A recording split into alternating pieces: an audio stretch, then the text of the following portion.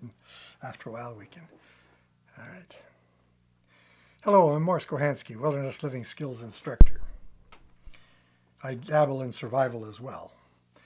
Today I'm going to talk a little bit about my own background in the sense of helping others to determine how you become a survival instructor or a wilderness living skills instructor, that sort of thing. What are your credentials? What is it that other people have to place faith in with regard to the dependability of your knowledge? When I started all of this, it actually was with the idea of becoming a writer in the out of doors. And I did not realize that you needed experience to back up what you read about a subject. By the time I was out of high school, I probably had a fairly enviable collection of books that related to what was available in the out of doors at that time, mostly scout manuals and so on. At any rate, it took until 67, where I realized that there were such things as survival schools.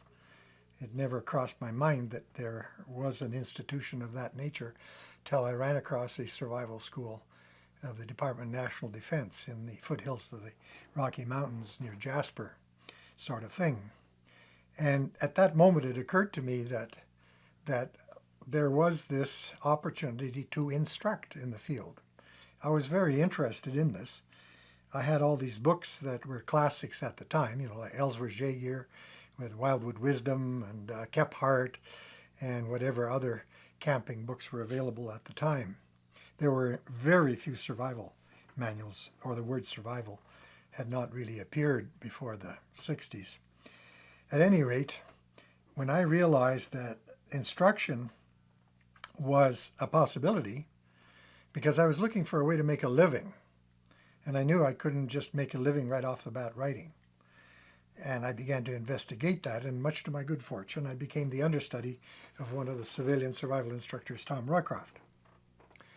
And he had a pretty sound basic philosophy, which gave me a jump start on a lot of things. Now, Tom did not have much of an educational background, and Tom had pretty well, from what I can understand, determined that he wasn't really able to write. I came on the scene and I felt that I had that capability. But when I met him, I couldn't believe what he seemed to know that I wasn't familiar with, because I was so familiar with the books that were available at the time that if I talked to you in a while, I more or less had an idea of where you're getting your information. I could pin down the books you possessed. At any rate, it didn't occur to me at the time that to become a good writer, you should become an instructor in your field. And when you become a master instructor, then the quality of your writing would then be considerably above that of a person who researches and takes the best knowledge and compiles it to the best of their background experience as an avid camper and whatever. And as time went on, I began to realize that I almost had to start from scratch with regard to the knowledge that I felt I had about wilderness living skills and survival. And then the fortunate thing is that I was making a living putting to the test all the things that I was supposed to know about when I would put pen to paper and try to write articles. And with Tom's assistance, I began on that process, which still continues, and perhaps now as I speak from now on, I may produce a great deal if I live long enough. The situation is that scholarly work adds a great deal of spice, because you should verify, you should find out what the people who lived in the forests, in the jungles, in the deserts did in order to get by, that you got to be familiar about the essential issues that come in, and scholarship gives you that. But until you put and apply it yourself to the point where you convince yourself that this information that you have processed and you're presenting to people works to a certain extent, then you have that problem. Now you also find that as we move on, an awful lot of the information that we have is from the Stone Age, from the Bronze Age, you might say, and so on. We're now in the Space Age. There are so many things that we can incorporate to modernize our approach to survival kit design, to knowing how to handle ourselves with regard to having a much more precise idea of the physiology of the human body, the physiology that requires protection, and the type of protection, the physics that goes behind the protection, and on and on. So where do we get to in all of this? If you read a great deal, some of us have that opportunity. And we get our information from reading. Then we turn around and refine that knowledge, and then we go further and test that knowledge on the students to find out if they get any benefit or if they understand what you're trying to say, to get to the basics. Now, the very first thing you run across is definitions. If there is no definition, you can't really get to work on the subject. And I would say that I very rarely see a good definition of the term, what is survival? And I'm even not very sure about the struggle and the many years of application that I have experienced, that I'm even that ready to be able to define it clearly. I think it's also a topic that can cause other people to get all hot and bothered. But the issue is that if you don't have a proper definition, you don't know what your objective is. So, for example, if I use the word kindling, for example, to me, kindling is something that catches on fire on the count of 5 when I apply a flame to it. I have defined it. How do I define the size of a fire? I define the size of a fire by how it forces me to have to stay back a certain distance, or I will damage my shins, or I will find it myself very uncomfortable, etc., etc. So definitions are important. Another thing that comes up is verification. When you signal and use a DVD disc to signal instead of a signal mirror, are you sure that signal is of any value? Does the pilot out there, can they determine that the flash that's created by a DVD mirror when the pilot's a mile away, whether they can see it? And yet you see a lot of people suggesting that a mirror or a tin can or whatever, when a great deal of experience will tell you that plate glass is about the only thing that works well, and anything else less than plate glass just doesn't have the resolving issue. So you've got to sit down, set up experiments, and verify that to make sure that it's true.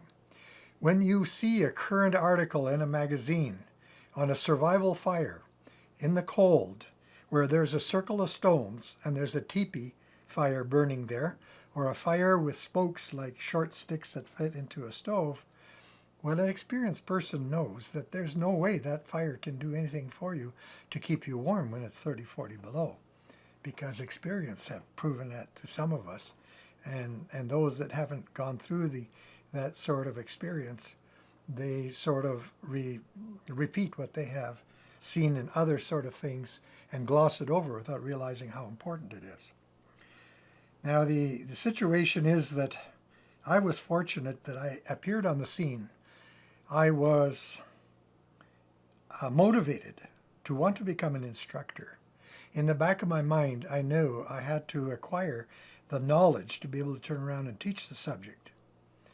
And at a time when survival instructors were very scarce, about the only survival instructors in Canada, I'm sure, when I started back in the mid-60s, were from the military, the RCAF, and maybe the Army had their instructors, and I had not really heard of any individual that really spent much time making a living teaching survival. As time went on and outdoor education began to take off, then also the interest in so-called survival, because of the increase of recreation in the out of doors, and many people felt that if they're going to ski into the backcountry or they're going to backpack off the beaten path, maybe they should know something about the emergency situations that can develop and what to do about them and keep life and limb together. So I had the good fortune to meet a person who was already an established instructor. I became his understudy. I had the good fortune that I shortly was able to make a living at the subject, to be able to repeat and put to the test everything I know. When you're an instructor and you're disciplined and put to the test by your students, who have to understand what you say, have to come back and say, boy, I'm sure happy you taught me this, and I'm sure impressed it works so well, and thank you, sort of thing.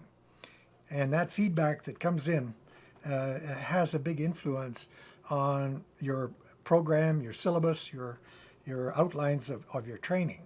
And with every course, if you have the right attitude, number one, you learn something at every course, because usually there is students on that course that know something about some part of your required knowledge better than you do. And if you have the facility to be able to dig that knowledge out and then apply it, then you progress. And the circumstance eventually operates that the best writers, in my opinion, are tried and tested through instructorship. And the writers that make a living writing without that, the issue is that they're kind of vulnerable because they're depending on what other people say, and they have no idea whether this really works or is really relevant. And it's something that I sort of detect in that issue. But at any rate, the credibility of a good instructor is how much background they seem to have. They have the answers from behind the anthropology, the science, the chemistry, the physics. Well, shelters, a lot of physics involved there. An architect that has to build a house or design buildings of any sort, if he specializes in survival shelters, the architect is going to have to acknowledge absorption and re-emission, reflectivity, the inverse square law, radiant energy, infrared, emissivity. All those things play a role in determining what you're going to put together to create a so-called survival shelter. And if you're not aware of these things, you have no tools to work with. If it's just sort of hit and miss and not being aware or not being inclined to be aware about these things, well, that's the sort of level you're going to be at, because it's all going to be hit and miss in all likelihood. And the beauty of it is that the moment you start applying physics and science, chemistry to fire and everything, you discover it gives you a direction, and on and on. But at any rate, I look upon myself as being quite a bit different because of the huge library that I have and the amount of reading that I have done in my lifetime. I read a lot because I thoroughly enjoy it.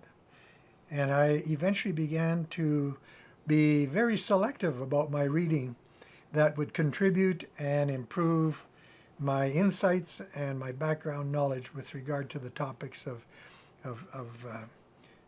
well, I guess you'd call it wilderness survival, the various aspects. And I, of course, specialize in the boreal forest, where the snow lays thick and the sparse vegetation is available for all that sort of stuff.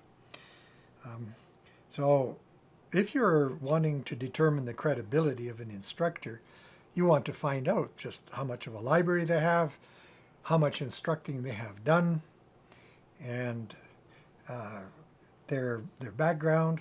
I often feel that being a farm boy contributed a great deal to getting me the right sort of start, that I was a part of a pioneering family where we cleared the land in order to farm, and a lot of that berry picking and fishing and hunting and firewood and fuel and use of the axe and the saw and all that sort of stuff was part of our everyday existence, which I eventually turned around and was able to incorporate into what we call wilderness living skills and survival. I don't know what else to be said there, but that's the sort of notion. I don't know if you have learned much about my background and its credibility, but one of the things that I figure makes me different from many people is that I often saw myself as a scholar that felt that books provided a great deal of information to add to what I thought I already knew in the direction of wilderness skills and survival.